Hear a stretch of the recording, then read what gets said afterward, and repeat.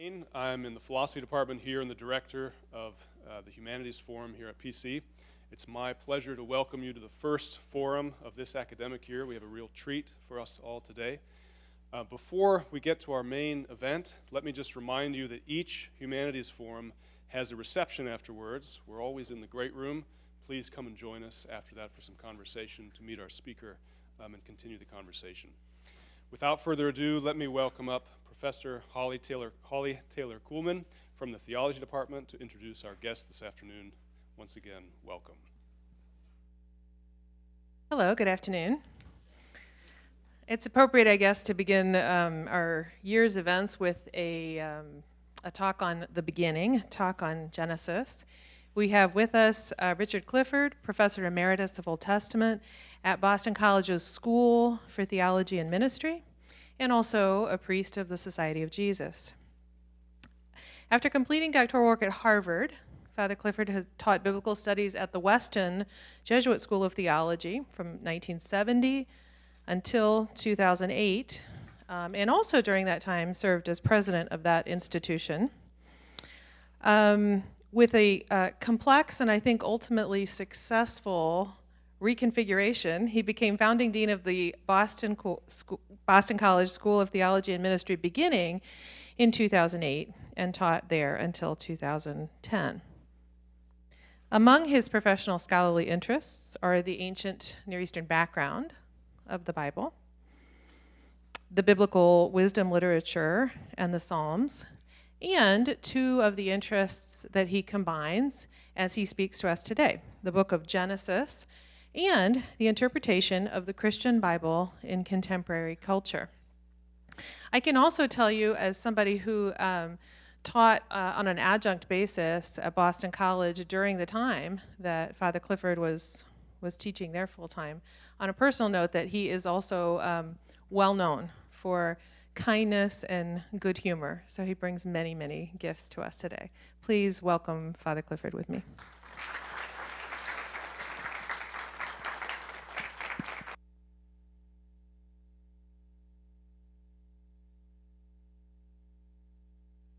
To kick off this series appropriately on beginnings. I'm happy to talk about a topic that is of great interest to me, and I hope will be for you too, but that may not be evident until the talk proceeds for a bit. I'd like to talk this afternoon, about a part of the Bible you probably have heard about, but maybe not read in detail. Now I realize that some of you have just had this course that you probably have read it in detail. To wit, the 7-day creation account that begins the Jewish and Christian Bible. And for many people, they only see it cited or quoted a little bit in TV documentaries about the creation of the universe. Then we'll talk about Adam and Eve. Many people know Adam and Eve only from cartoons. I went online and counted more than 30 cartoons just in the New Yorker alone. And my favorite was a cartoon of the couple walking dejectedly away from the Garden of Eden. And the garden is encircled by yellow police tape with the words, "Crime scene, do not cross." And the flood, you probably, many people have got, remember from the movie Noah, which 2 years ago, I think it was, the New York Times title of the review was "Rain Heavy at Times. Russell Crowe confronts life's nasty weather." So I'm afraid if you get your information about Genesis from those sources, and that's all you get, you may come around to the idea that the scribes who wrote these stories were deranged. But I'm hoping this afternoon that you might adjust your opinion and see that they were at least as smart as we are, and probably smarter. And their first readers would have had, who would have read their work and would have read them with comprehension and with profit. But I don't want to begin with either our present day reading of Genesis, nor with those ancient texts immediately, but, surprisingly, with the 19th century, 1872 to be exact, when a former banknote engraver who became a decipherer of ancient Assyrian text, just begun to be known at that time, his name was George Smith, and he first discovered a 3,000-year-old tablet that had been brought to the British Museum from ancient Nineveh, which is today in northern Iraq. The tablet contained an account of the universal flood. And Smith's colleague in the museum, Sir E.A. Wallace Budge, describes what happened as he discovered the similarities. He jumped up in the room in a state of great excitement, and to the astonishment of those present, actually began to undress himself. By December of that same year, however, Smith had sufficiently recovered his composure, and I suppose his clothing as well, to deliver a lecture to the Society of Biblical Archaeology in London that began with typical British understatement. A short time ago, he announced, I discovered among the Assyrian tablets in the British Museum an account of the flood, which, under the advice of our president, I now bring before the society. So it's not exactly an exciting beginning. Today, we know that tablet that Smith read as tablet 11 of the standard version of Gilgamesh, and it was composed about 1200 BC, and that particular tablet is actually only one of the series that comprises the greatest epic from the ancient Near East, Gilgamesh. The similarities to Noah's flood, though, as Smith read, are unmistakable. There is a lone survivor of a universal flood. As the floodwaters begin to recede and the survivor, whose name in this case would be Utnapishtim, is looking around for, and also Atrahasis, there are several versions. He's looking around for a place to land, and he sends out birds, hoping that they will come back with a sprig of green. And in Gilgamesh, the bird comes back, the birds he sends out are a dove, a swallow, and a raven. In Genesis, the birds that Noah sends out is a raven and a dove and a dove. So that's the variation is to be expected, but the three is, I think, significant. The boat lands on a mountain in both the Gilgamesh and elsewhere, and it's the same general area as in Genesis. And there is a sacrifice on landing. So those are just a few of the similarities that made it very clear that there's a tradition being mined. Now, Smith's paper at first created a good deal of consternation, and you can understand why, for it seemed to undermine the inspiration and the uniqueness of the Bible, because this was earlier than the Bible, and we thought that Moses wrote the Bible under dictation, but that wasn't the case if we take this thing seriously. But as decades passed from 1872, and more tablets came to life, alarm turned to gratitude and appreciation, because we could, with the use of these comparative material, these texts that were similar, we could begin to understand Genesis on its own terms. So today, I would like to review some of those insights that enable us to do this. First, I'd like to look at the plot of Genesis 1 to 11 and to see what similarities it might have to a couple of ancient texts, Atrahasis among them. And then to look at some of the juicier details in there, like Adam and Eve and so on. But it's important to recognize that the biblical writers knew these stories. Why? Because they were scribes who had to undergo training. And one of the ways in which they trained to learn both Hebrew and to write diplomatic correspondence in Akkadian was to copy familiar texts, sometimes called as the stream of tradition. So they copy these texts, and so as they copy them, even though they're not going to translate them into Hebrew, they're copying them in order to learn the hugely complex syllabary. These become part of their mindset. And anyway, Mesopotamian literature was the prestige literature of the time, so that if you wanted to be in as a scribe, you would like to quote them. Now, sometimes they imitated them, but sometimes they subverted them in a kind of a post-colonial sort of strategy. So I'd like to then come to the comparison of the plot, so the general outline of the Atrahasis and Genesis 1 to 11. Here is the plot of the 3 tablets of Atrahasis. This is named after the hero, which means very wise. It's named after the human hero, named after God. It was published finally in its right order by 2 British scholars, Wilfrid Lambert and A.R. Millard, in 1969, so that this is fairly recent. some people, the British Museum was long engaged for a century and a half before these two scholars came to it and published the tablets in the correct order. And some people have said that the greatest unexcavated mound in the world is the basement of the British Museum. But at least these people were able to find out the proper order. Okay, so now that we have the proper order of this, we now know the context of the flood. It's not just a flood, it's part of a longer story. So here's the story. As the epic opens, there are no human beings at all. There are only gods. But there are two classes of gods, which I think you probably would suspect. There's an upper class behaving like gods, that is, doing nothing and being served and being honored. And then there is a lower class of gods, larger, who are who are bent or are forced to serve them, conducting the ceremonies that honored the gods in the temple, digging and maintaining the canals, and providing the food on the altars that the gods use as food. So eventually, this slave class of God rebel, and it's the first strike, really, in human history. They burn their hoes, and they burn their shovels, and they refuse to work. And after a lot of fussing among the upper class gods, they finally concede the justice of the rebellion, and they commission Ea, who is the god of wisdom, and the mother goddess Mami, Nintu I think she's called here, to devise a creature to take their place. And this creature is going to be made of clay and the blood of the chief rebel god. The chief rebel god, unfortunately, pays the price for rebellion. And the new creature is called human beings. And for a while, human beings do just fine as far as maintaining the universe and serving the gods. But after a while, they expand so that the land, to quote the epic, bellows like a bull.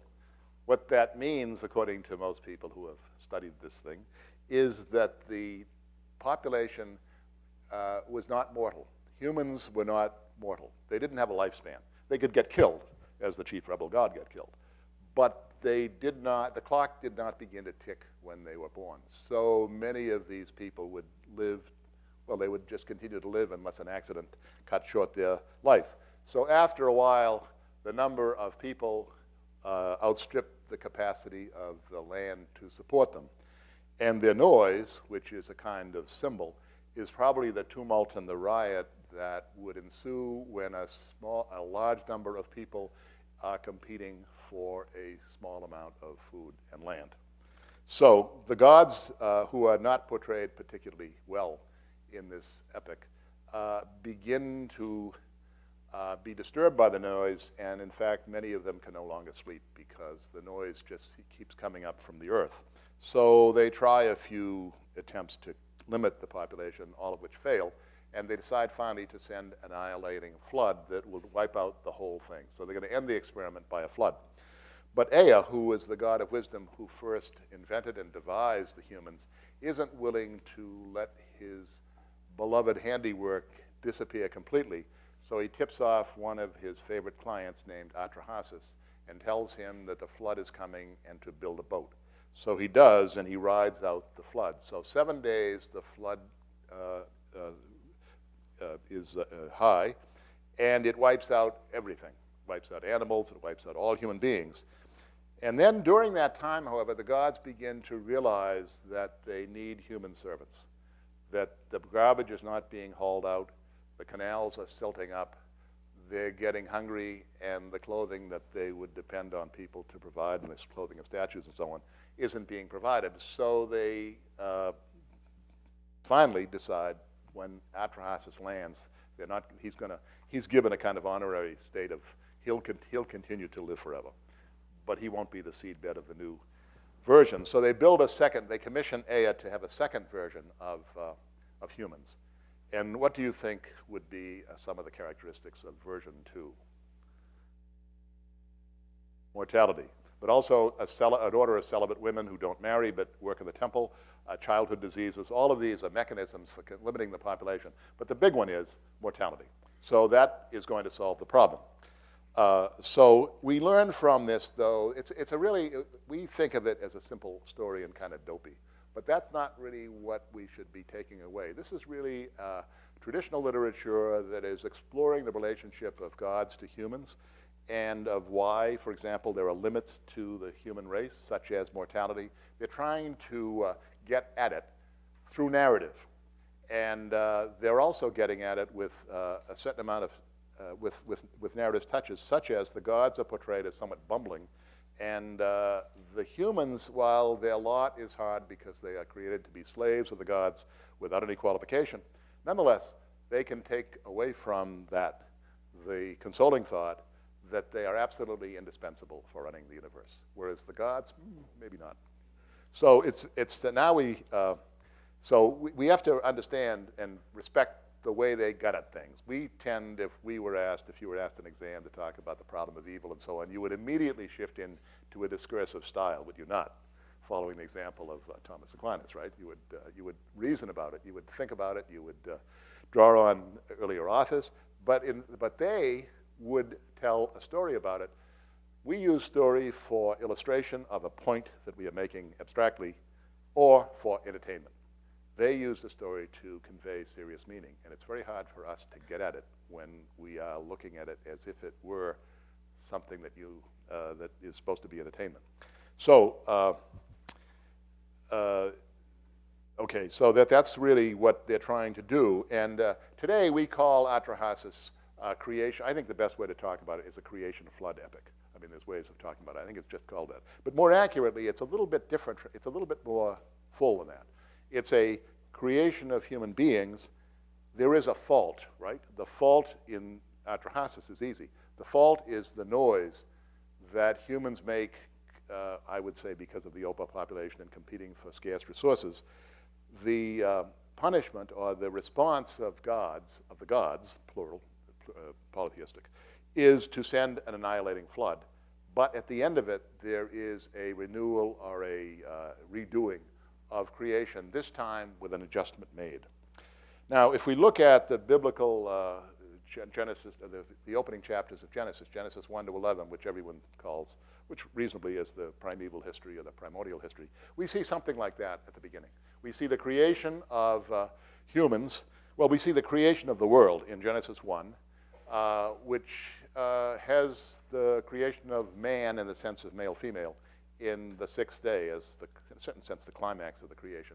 Then Genesis 2 and 3 gives us another version of the creation of human beings in the person of the couple, whom we shouldn't be calling him Adam. Adam doesn't get his name until Genesis 4, but let's call him Adam just to be a little bit easier. And then you have the beginning of sin. Not only sin, but the beginning of the spread of the human race, but it's unmistakable that this spread of the human race is a group that is sinful and rebellious against God. And then finally, after 10 generations pass, because if you just look at the genealogies, that there are 10 generations, it's then in chapter 6 that God decides that the experiment has to end.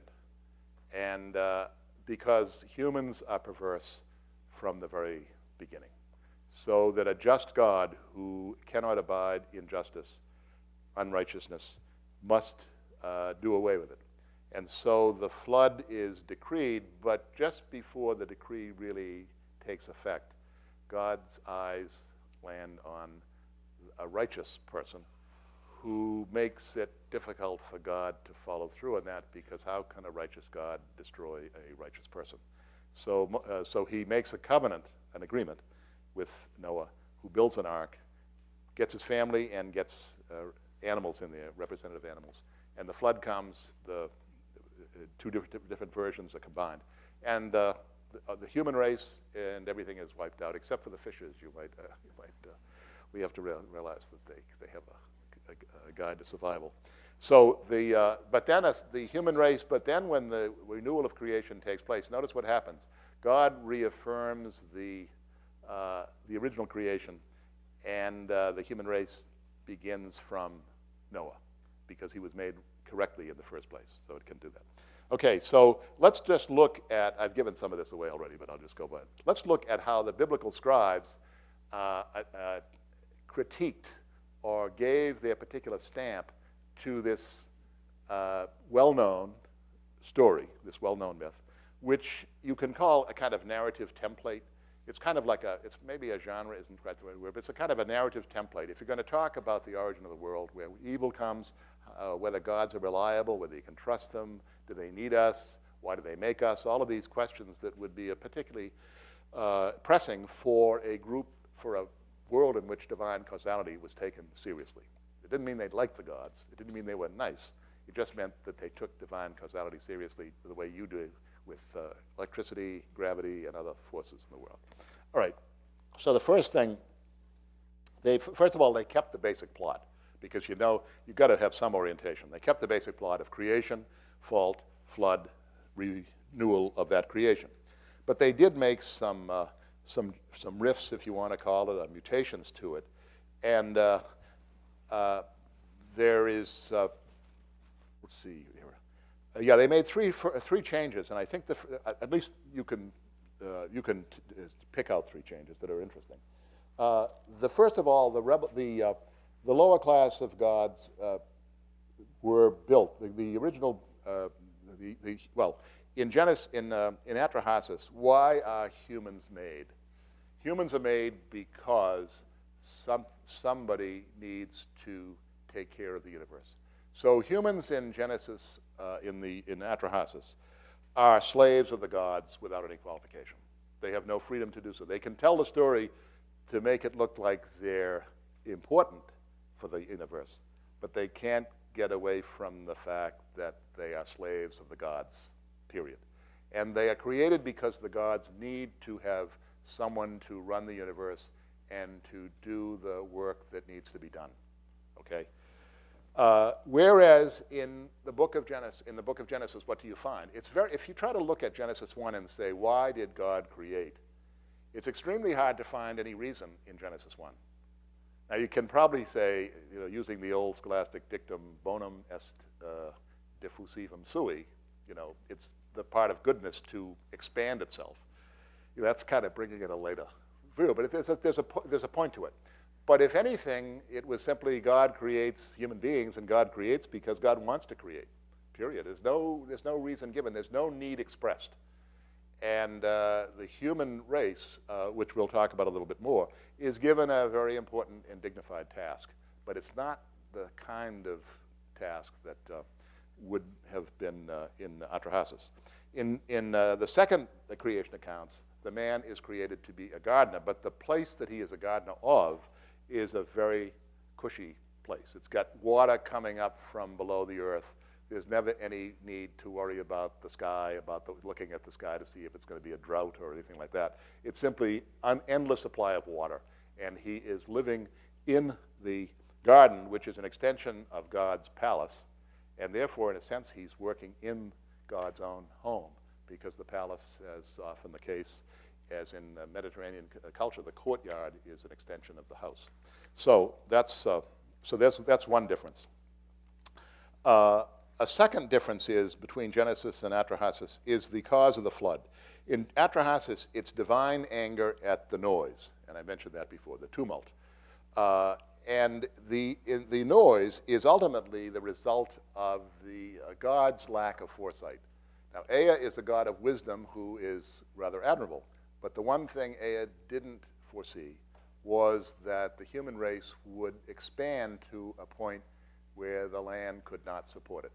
So in the second edition, version 2 of human beings, there has to be an adjustment made to the original design. And the adjustment is mortality and childhood diseases that are inherently limiting of the population.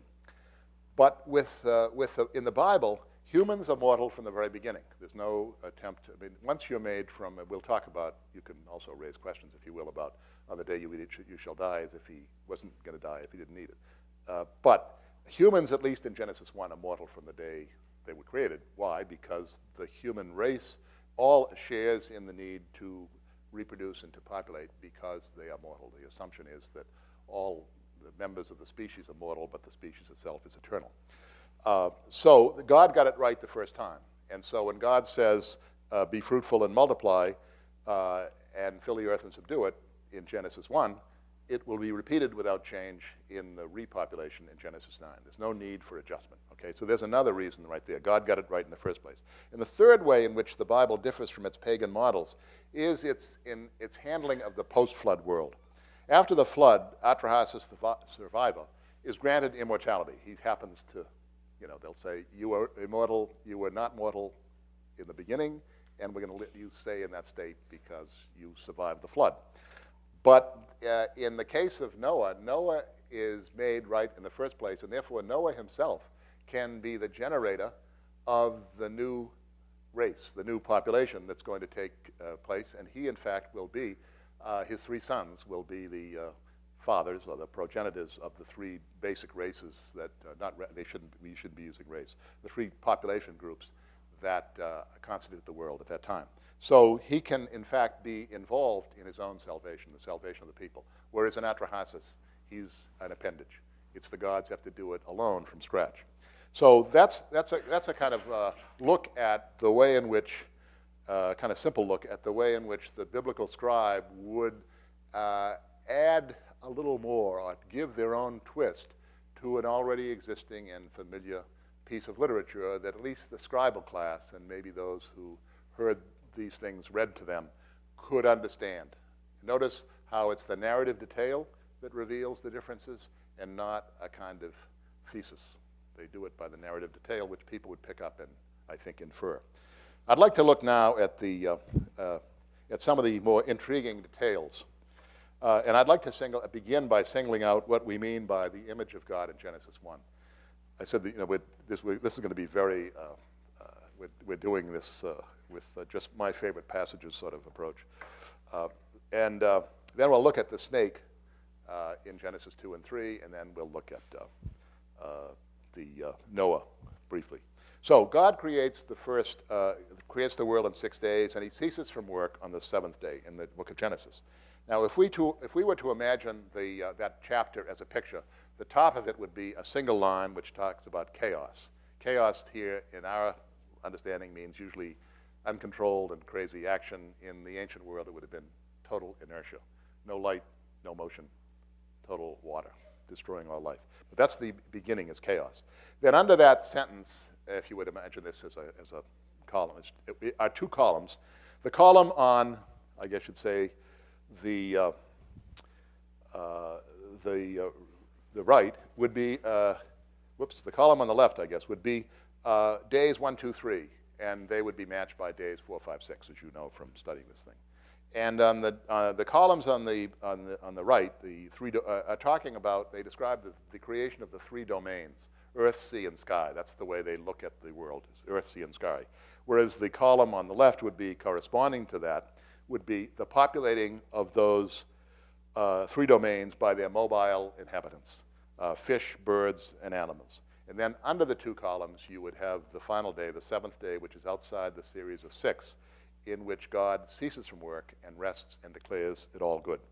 Now, what characterizes all forms of life in Genesis 1 is self-movement. What moves on its own is alive. Now, this is really a common sense definition. I'm sure that people who are dealing with ethics and end-of-life cares would never be satisfied with that kind of definition, but that's the way they work at it. And if you look at the Hebrew idiom for running water, what is it? It's mayim hayim. It's living water, but it really means running water. It should be just movement. By the 6th day, all life forms in each domain have been created. And notice how the life forms are described. The life forms mainly are described as self-motion, as I mentioned, but they're also careful to talk about the way in which an animal moves. Like they'll talk about the fish having fins to move through its own domain, which is water, right? And then they talk about birds with wings moving through their domain, which is air. And then they talk about animals. They talk about not so much about the cattle obviously have 4 legs, but they talk about the remish, the creeping things. They like the idea of things with lots of legs because it's a way of describing how they relate to their environment, which is Earth. But by the 6th day, all the life forms in each domain except one have been created. Then, as something new is announced, the syntax shifts from third person to first person. God said, let us make man, humankind. Man in the sense, I can use man here, I think I'll use it, but I want to, it's man as male, female, and as I'd say, also man as group, but let's say man as male, female. So it's not male. Let us make man in our image according to our likeness, and let them have dominion over the fish of the sea, and over the birds of the air, and over the cattle, and over all the wild animals of the earth, and over every creeping thing that creeps upon earth. So God created man, humankind. In his image, in the likeness of God, he created them, male and female, he created them. God blessed them and said to them, be fruitful and multiply, and fill the earth and subdue it, and have dominion over the fish of the sea, and over the birds of the air, and over every living thing that moves upon the earth. Now, what should we notice? What things should we notice in this passage, which is extremely familiar to us, perhaps too familiar? First of all, God creates humankind and all life forms as mortal. They all have a lifespan. It's just assumed. Species are eternal, but members of the species die off and have to be replaced. And this is the main purpose of sexuality in the humans and animals, and in plants and seeds too. That it's very businesslike. It's to reproduce. Now, obviously, it's not saying that male and female husbands and wives cannot have a rich and loving relationship, but that purpose of sexuality is very significant. God gives a twofold mandate to humans, and I think we have to take seriously what God says to, quotes, the man in the sense of generic male, female. It says, first of all, have children and possess land. Now, among Orthodox Jews today, the mandate means that men marry and have children. It doesn't apply to women, but it applies to men in Orthodox Judaism. They take that seriously. Now, the possession of land is sometimes taken by people as something separate from reproduction. It isn't, I don't think, because how can you live unless you have land in a world where you cannot transport food from one place to another, and in a world where there are no stores, clothing stores, and so on? You have to grow your own food, wool, cotton, and flax, linen, and you have to so you need, life means having a land. So, and this is the most relevant for us today, and I'd just like to say a word about it. The thing that probably you carry away most from Genesis 1 is image of God. Now, what does image of God mean? First of all, I just want to clear up something. It's curious. You'll notice that it says, let us make man. And you say, what? Who is us?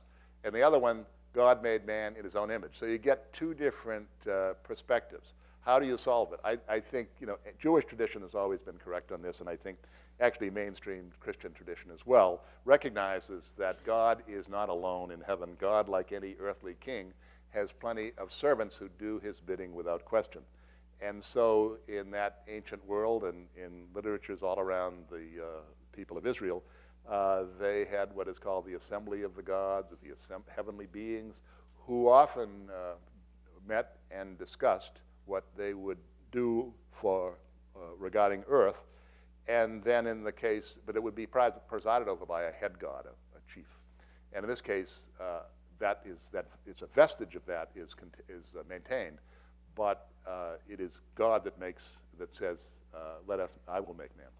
But what does the mean to say? I think what it means is this: the heavenly beings resemble God, and human beings resemble the heavenly beings who resemble God. So there's a kind of little striation there, a little hierarchy. But it doesn't mean that humans don't resemble God. But that's how I think that the only way I can think of to explain that particular thing. But the question I want to talk about now is, what does image of God mean? We know, obviously, that people say often enough this is used as a way of underlining the dignity of human beings. And it's been interpreted in two basic ways. This is being a little too simple, but I'll do it anyway. I know that there are church historians here who can say what they want to say at the end of it. But there's a kind of a substantialist interpretation, which was certainly dominant in the Christian church in the first centuries, and even, I think, in Judaism. And now, especially since the Reformation, but always there in some way, and it's certainly in the text, is the functional text approach. The substantialist view, which is a term that I'm not inventing, but it's not used by everyone, in which the image refers to the human soul mirroring its divine archetype. And this latter view owes a lot to St. Paul in Romans 5 and also in 1 Corinthians, and to the Platonic worldview that a lot of church fathers operated with. They looked on the heavenly world as the real world, truly real, and its form is shaping realities. And for example, here's an indication of a way of some of the fathers of the church. They distinguish between image and likeness in human beings. Image refers to our reason and free will, and that can be obscured by sin. And likeness to God can be lost, because likeness is similitudo. You are like God, and that can also, however, be restored by grace of baptism and the life of faith. So that's just one way in which that you can see that it's the substantialist view is looking upon image of God as contained within the self, and is not really seeing it. That's mainly its focus. Now, the functionalist interpretation takes another line, and it's especially, as I say, dominant today, not completely, but somewhat. It presumes that heavenly beings are servants, that the heavenly beings are God's servants, and they rule over the heavenly world. And God wants them to rule over the heavenly world. They take care of things, and they're God's servants. Obviously, God is giving them their orders and so on. So that human beings are analogously the same.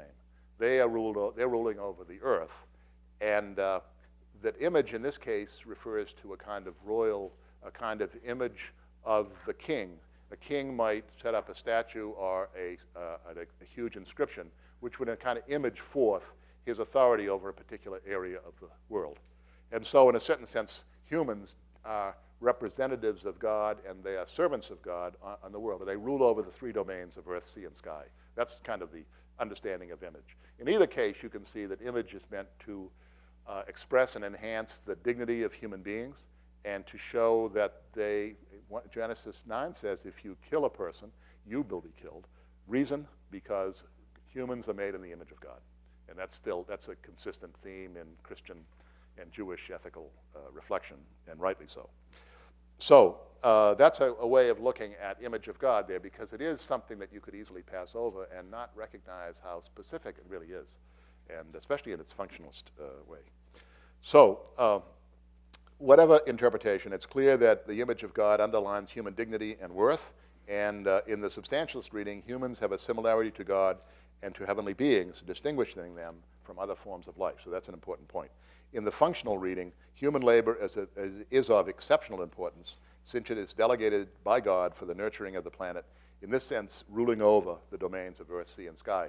And I think that it's pretty hard not to make that one step further to Laudato Si and Pope Francis about ruling over. It doesn't mean kicking it around or exploiting it. It means caring for it and making sure that it's that it's not going to be used up in one generation's living. So I'd like to go now to a more colorful part, colorful chapters, and that's Genesis 2 and 3. And according to the story, and I emphasize this is a story you must take seriously as a story and not to import your ideas too quickly into the story. God lives on a vast estate that included an abundantly watered farm orchard on the estate. Such gardens, surprising to us, I think, were a very common feature of the Middle East in the antiquity, including up to Islamic times, up to the 7th or 8th century. And certainly they were common for kings and also for gods and temples in the 2nd and 1st millennium. So people would get that right off, that this is something that is not as strange as it might seem. So these gardens supplied food for the gods, they clothing for the statues of the gods, and for the personnel that worked in the temple for gods. But since the garden was on earth, God decided that he would make a creature that could take care of this garden, because the gods used food grown on earth. And so he makes an earth creature from the dirt of the earth to care for it. In this case, a male. I know that some people would like to say earth creature, but it's a man. I can't think that it's not. The women will come in soon, but not immediately. God was entranced with this new creature. And one of the things about this story is that God is really fascinated with the new creature. Can't get enough. He just keeps looking. It's like a parent with a new baby. They can't stop watching what this little baby is going to do. So it's like he observes closely to find out how this man is going to act. And he is told that he can eat from any tree in the garden except the knowledge of the tree of good and bad. The other tree, the tree of life, is there. You know about it as a reader, but apparently the man doesn't know about it. Later on, it's going to come in the story.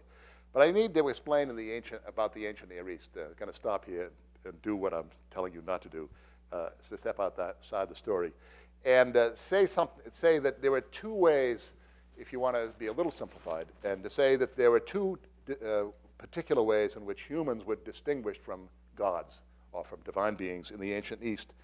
And the one was eternal life, and the other was superhuman knowledge.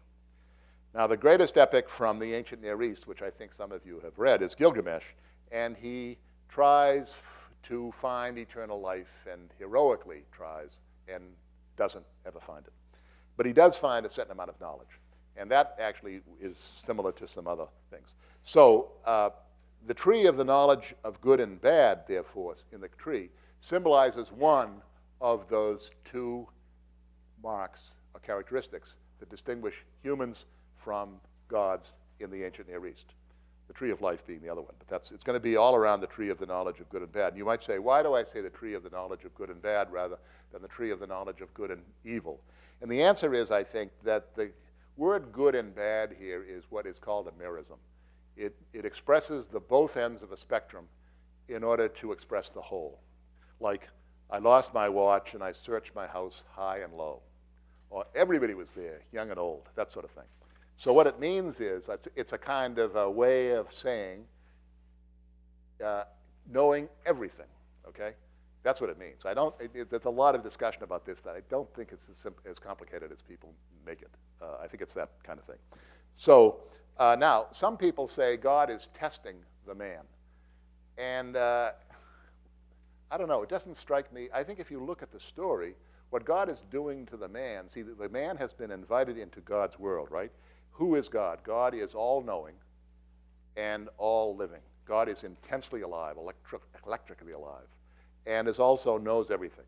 As long as the man is in God's garden, as long as the man is with God, what need is there for any other source of knowledge? You got it right there. And as long as the man is near God, what other source is there for life? You've got it right there. So I think what God is saying, and this is, I think, in line with the story, is God is telling the man not to eat of the knowledge of good and bad, the tree of the knowledge of good and bad, because he doesn't need it. And if he does take it, it means he's going around God's back to get knowledge that he doesn't need and shouldn't have, right? Because humans are not designed to be heroically everything. They're designed to be humans. They're not angels, they're humans. So I think that's what it means. And so it's like telling a child, if those of you with children, or those of you who were children, that includes everybody, I guess, that you are told not to stick your finger in a live socket where a light bulb should go. Now, it's not a test.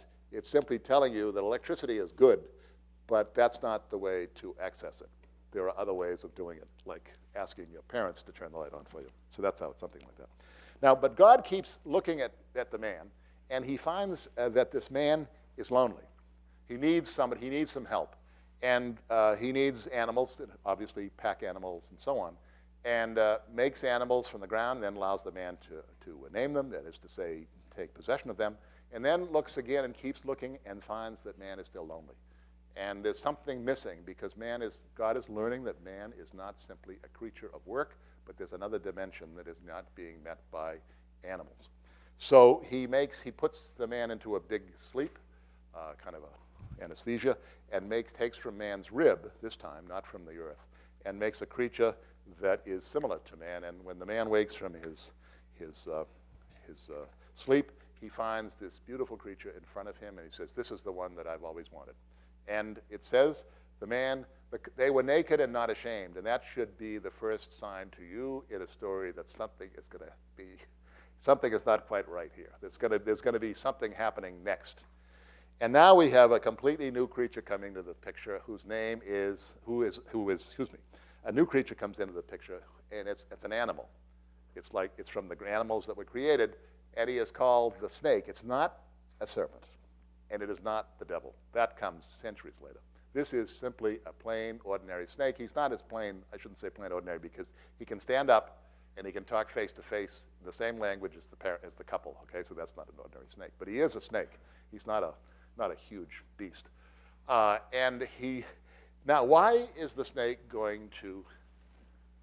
why does he talk to the woman and not to the man, which he should really by protocol? And what is he really trying to do? Why is he doing this thing? Does anyone have a clue? Anybody who was raised in a large family of kids would probably have a clue.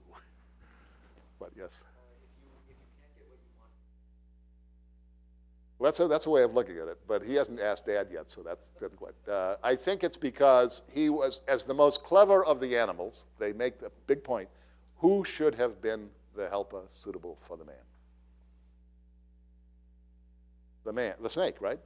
And so who is the one who is angry and hurt and full of revenge? That's why he goes to the woman. He wants to prove to the woman, he wants to prove to everybody that the woman is not a suitable helper to the man. And that's why he wants to confuse her with what he says. So he comes and says, did God say don't eat any?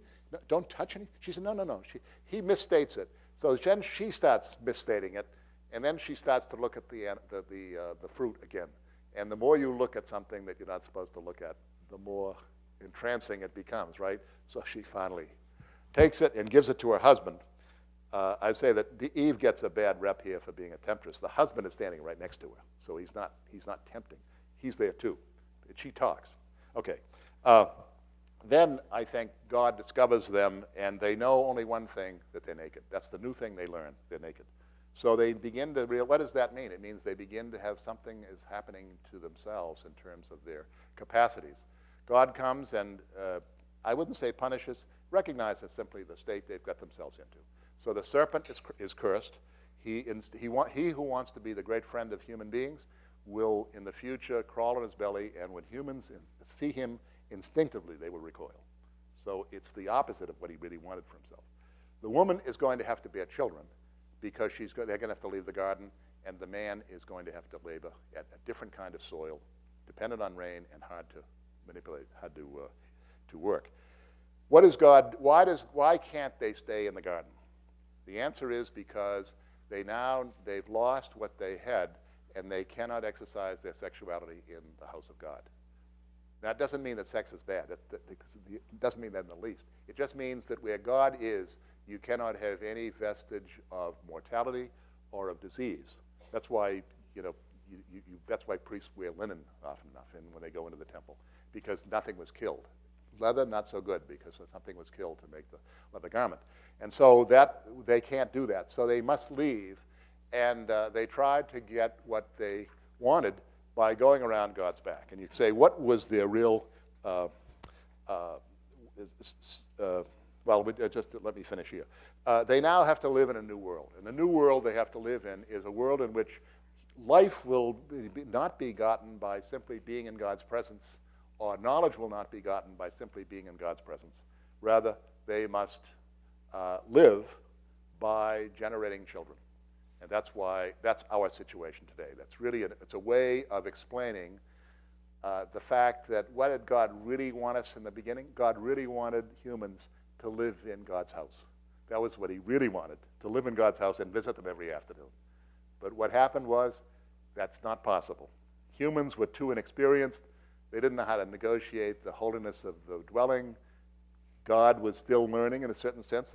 God has a learning curve here, even though I know it might offend people who want to use omniscience and omnipotence too easily of God. God is learning. You've got to take the story that God enters into their world in such a complete way that God has to learn to see what they will do next.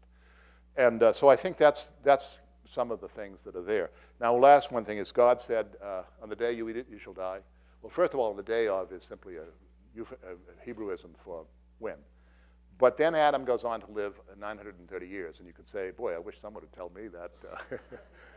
But the answer, I think, is that it's not because mortality kicks in, because the human beings were mortal to begin with, because they were made basically from earth.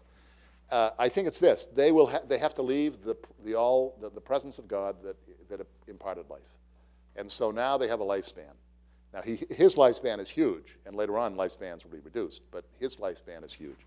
And so that's how they come. And so now, what can we learn from our first parents? And I think that the answer to me would be, this is supposed to be part of the talk, is what can you learn? I think our first parents missed out on the fullness of life and wisdom originally intended for them. So God's really intent was this. But they did come away with a lesser version of each. In other words, when the man and the woman leave, they continue to live. They have children. And it's a more chancy and more difficult life, but they live. And they have kids, and good things happen. And as for knowledge, they did see what happened in the beginning. They have this sense of what God really intended for them. So that's a very important piece of knowledge that they have.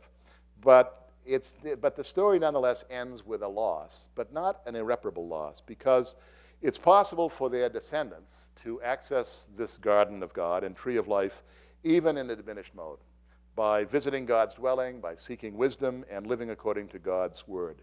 And if you notice in the Bible, there are two books in the Bible where the tree of life reappears. One is in the book of Proverbs, which talks about the tree of life that is available to those who seek wisdom, i.e. Torah, earnestly. And then the other one is in the book of Revelation, in the description of the city that comes down from on high, the New Jerusalem that descends, which is a new creation that is going to be the culmination of the present world. And in that you have the tree of life, which means that it isn't been defeated by human sin. God still is going to make it available, even though it will be in the future where its full availability will be experienced. I don't want to go a little, just go on. Yeah, I just wanted to, we're going to have to skip a lot, and I'm sure you have a lot of questions.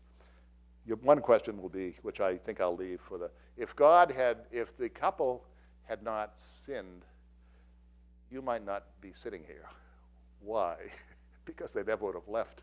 And they never would have exercised their sexuality in the garden, right? But we could talk about whether you think that's what people would say to me if I were to present this at a scholarly meeting. But I want to end with a couple of comments about Noah and Abraham, and then we can have questions if you like, or comments. Noah, one of the differences between the Atrahasis story and the Noah story is that when Atrahasis' boat lands, the gods look on and finally say, okay, let's give him a pass. He can live forever in some remote area. But when Noah's boat lands, God looks at Noah, who was made right the first time. He can have children, and makes Noah the progenitor, the new Adam, so to speak. And from his three sons, Shem, Ham, and Japheth, come the three great population groups known to the ancient world, to the author of Genesis anyway. And so Noah is the first person in the Genesis 1 to 11 stories who has been given a role by God. And I think before everybody was reacting. God came, the man and the woman in the garden, they sin, God comes right in the scene. It's like a 911 call. He sees them right there. When Cain kills Abel, who's right there immediately is God. But with Noah, there's an invitation and the beginning of working together for his own salvation and for the salvation of the human race. And I think that Noah, to me, is a very important prefiguring of Abraham, because Abraham is where the story shifts and narrows to one family of the family of nations rather than to all of them. Instead of the 70 nations that are talked about in Genesis 10:11, you begin to have one family of those nations who is picked out and selected. And I think that you have to understand Noah, to understand Abraham well, I think you should see that Noah has prefigured him, that this man will be asked by God to work with God, to labor with God for the salvation not only of his own family, but through the other nations will be blessed through Abraham's labor, faith, cooperation. And I think that seeing it that way makes Abraham's entry less abrupt and less sudden. And in fact, some German scholars have tried to say that Genesis 1 to 11 has nothing that whoever wrote it knew nothing about Abraham, which I think is complete nonsense, because it's clear that Abraham's family is part of that huge migration of population that moves from the east and taking possession of the world. So anyway, these are some. Oh, I want to just end with something. This is the question of myth, because really I've been talking about it, but we don't want to use it. I would say if you're talking to a parish group, don't use the word myth, because the word myth in our language means something is false. Okay, so don't use it. Use stories of origin or something like that. But I think we have to also fact that this is really a mythological approach to understanding human beings and understanding something about God. But it's hard to talk about that and get it right. But there's a biblical scholar named Tryggvi Mettinger who is at, I think, the end of his career. I think he's been around a long time. And he's from Lund, the University of Lund in Sweden. And he says, he talks about myth this way, which is, I think, would win wide assent. The conditions of real life in the present are seen in a validating and explanatory perspective as being founded on events between gods and humans in primordial time. And I think that would be widely accepted. But I want to go on just further. And this is, I think, a contribution that he makes that I find very useful. He says, a mythic text relates to reality, not by referential ambition, like Caesar was murdered on the 14th of March in 44 BC, the 15th of March, I think it should say, in 44 BC, but by its universal applicability. In other words, texts have a reference beyond themselves, okay? He calls it a referential ambition, which is a nice phrase. And he says a fact, like if you're going to a class in history and you are studying World War II, you would use facts like bombing of Pearl Harbor, Hitler's rise to power in Germany, and so all these kind of things. And the text you would use would have a referential ambition, okay? But when you're talking about something like Genesis 2 and 3 or Genesis 1 or whatever, the text still has referential ambition, but it's not to a factual event. It rather is to universal applicability. In other words, you look at that text and it refers to something. It has an ambition to go out beyond itself, but its ambition is universal applicability.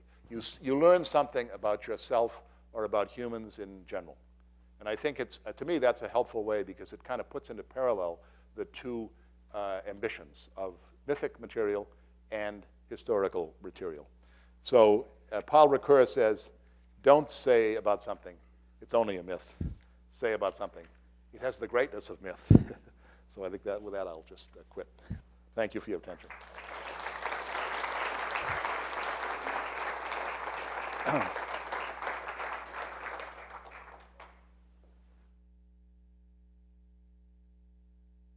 Father, Here's what I would say, at least I've written, I was a little more careful.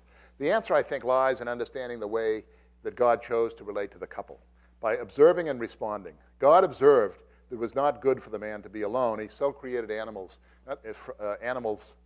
from the earth to be his helpers, but observing that the animals did not satisfy man's aloneness, he determined that the helper would have to come from the man's body. But why did God not foresee that the man needed a woman?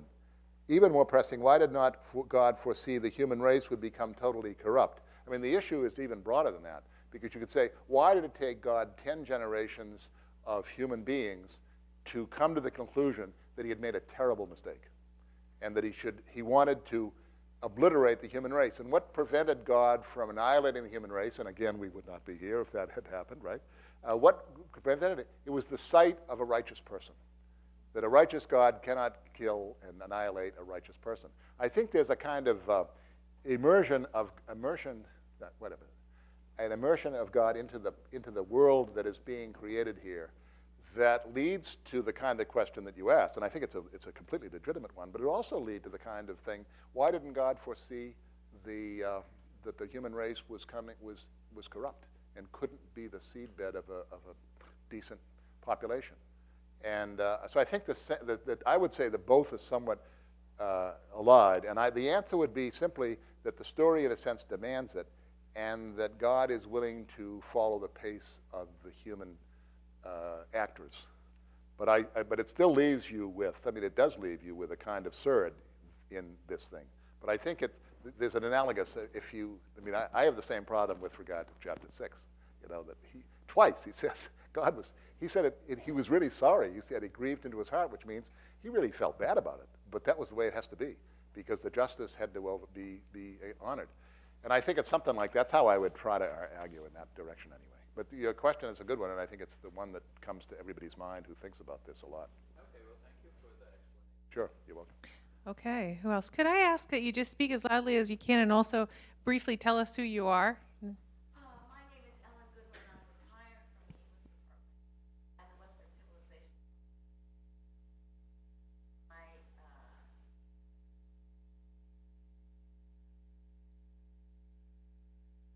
Yeah, you know what you're talking about. I want to follow up on that question because I'm certain of exactly what you're talking about when you were talking about the second.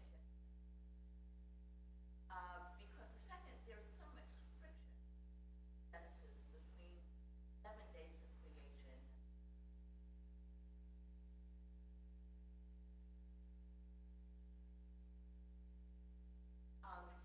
And it was my impression that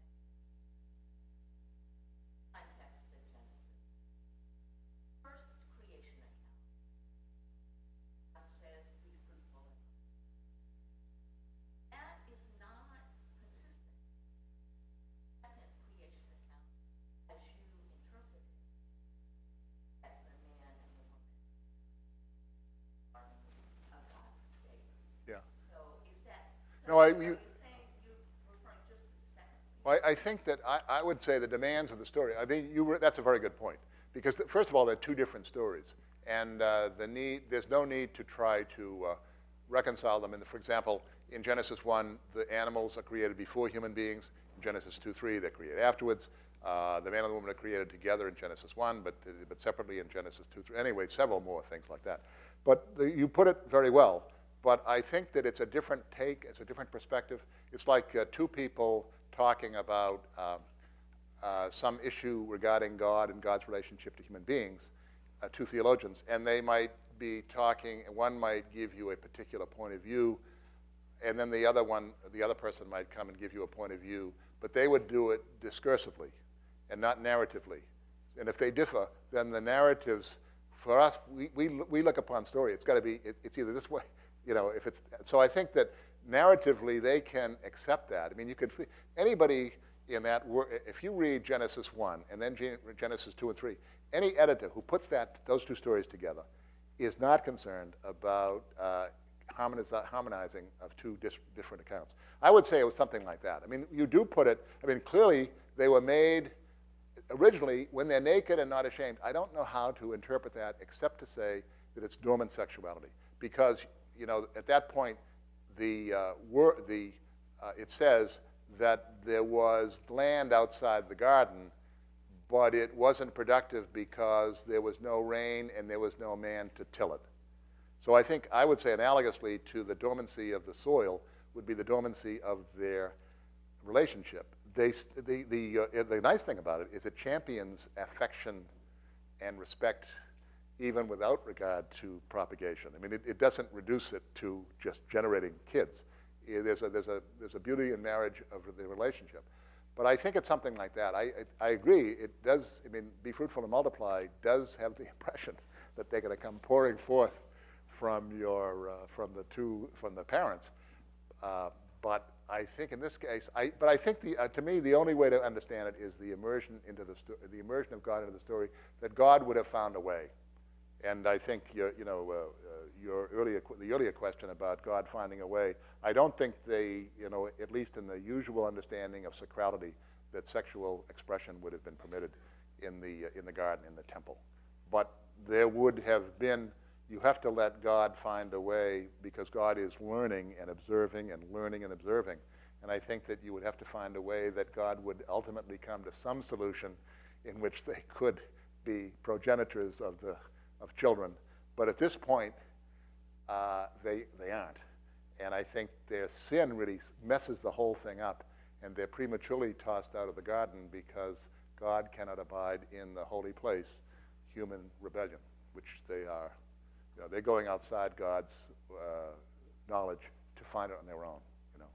So I think it means that it's idolatry as well as disobedience. We think of it as disobedience, but I think it's idolatry. Idolatry is when you go around God to find something that you should be finding from God. You know, Hosea is a great prophet of that. Did you have, was it, oh, both of you, go ahead. Yeah.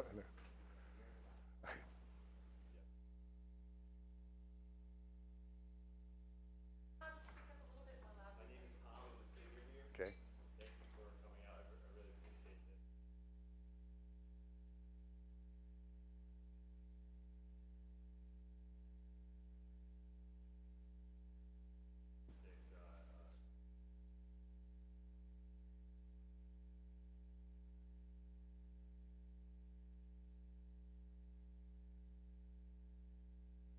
Bolster point for what you're saying.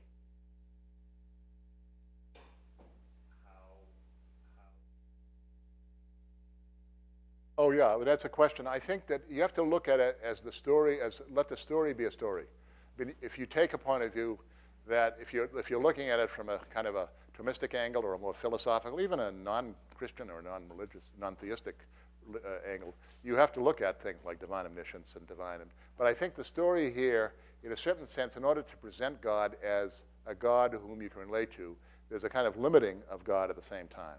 You know, I think Luther talks about sometimes God's self, in a certain sense, self-limiting in order to communicate to human beings.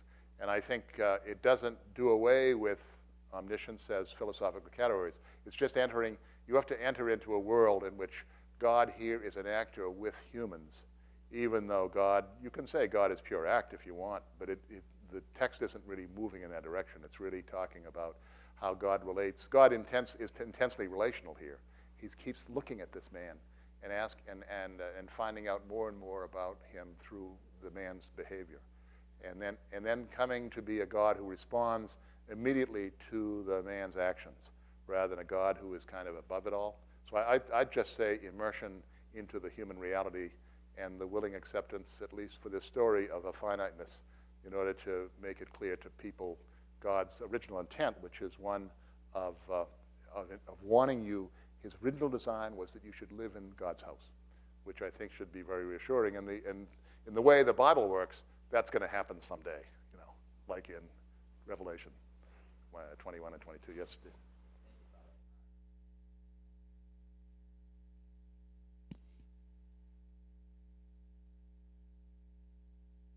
Yeah.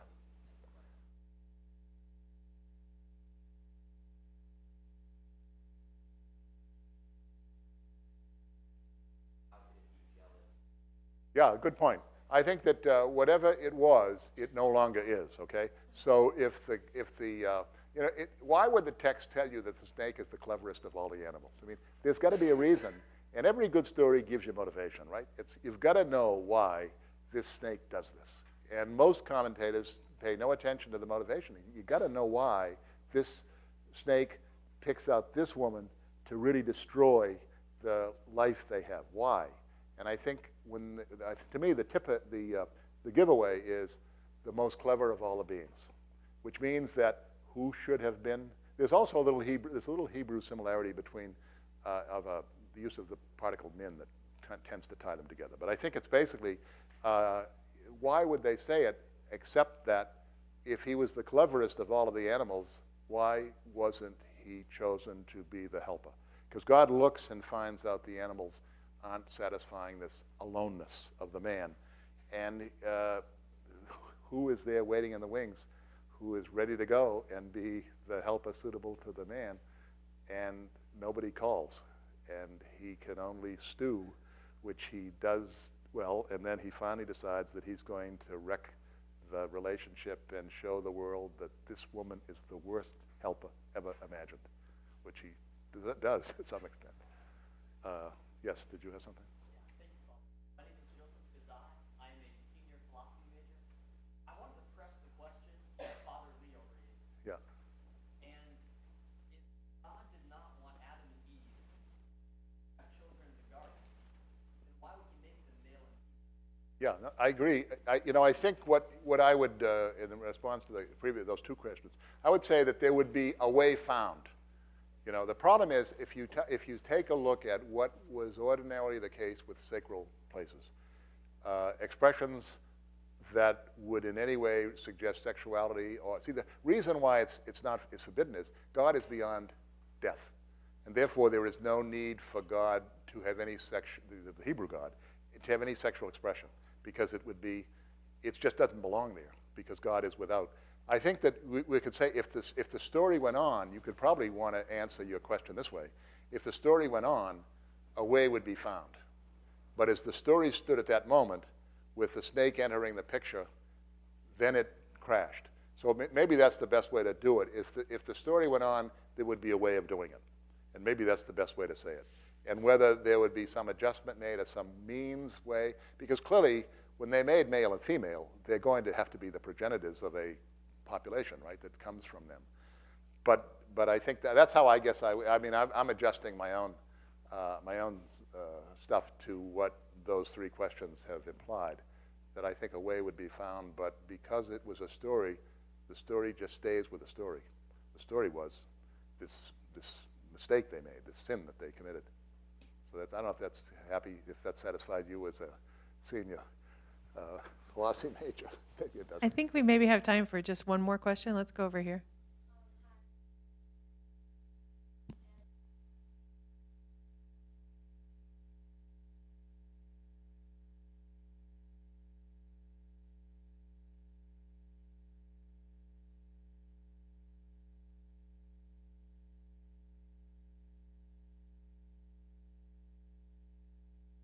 No, I think that's it's funny, the Hebrew text says that the man was standing with her, at her side, him. Jerome, in the Vulgate, didn't put that in.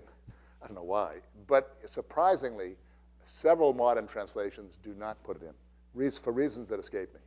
And it implies that Eve later went to the man and said, here's what you should be doing. You should eat this fruit.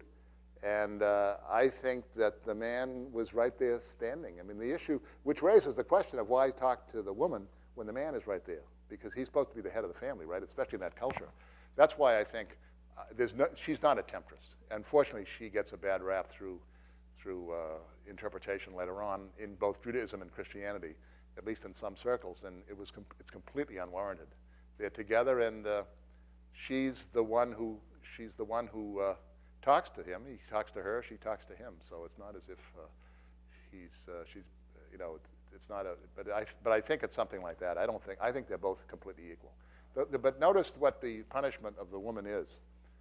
I shouldn't say punishment. It's the state that she puts herself in. When God recognizes, at the end, he punishes the snake because the snake now has to go in its belly, and people recoil. But the couple he doesn't punish. He really tells them what their actions have done to them. And one of the actions is that because you listen to the voice because the man, you listen to the voice of the man. Wait a minute, how's that work? In the check. Yeah, listen to the voice of the wife. Then you've got that kind of thing. In other words, you listen to the wrong person, and therefore your punishment, if you want to say it, is condign. It's kind of fitting and suitable. But anyway, the woman realizes that she has to leave the garden, and I think that she realizes that, to have children, in order for her to live, she's got to leave. That's the question that she makes that conclusion. But it doesn't mean that if they had obeyed, if they had rejected the snake, the story would have unfolded in a different way in which they could be both generators of children and companions, loving companions of each other. But we'll never know that because the story didn't go that way. I think that's the best way is to keep it open rather than to say it's an inherent illogical. I think it's better to simply say that. But anyway, thanks for letting me readjust. I wanted to say thank you to all of our question askers, especially our students. Some great questions asked. If you should feel at this moment that it's really only the case that you're formulating more questions about how all this works, that means you're doing it right. And I will say also, I mean, if there is any text that we have that has been interpreted and reinterpreted, but in rich and sometimes very satisfying ways, it's this text. So what I want to say to you is keep pressing with those questions. There's much more to do here than we can do in this short time. but we're lucky today to have this expert guiding us. So please join me in thanking again Father Clifford. Thank you. Thanks.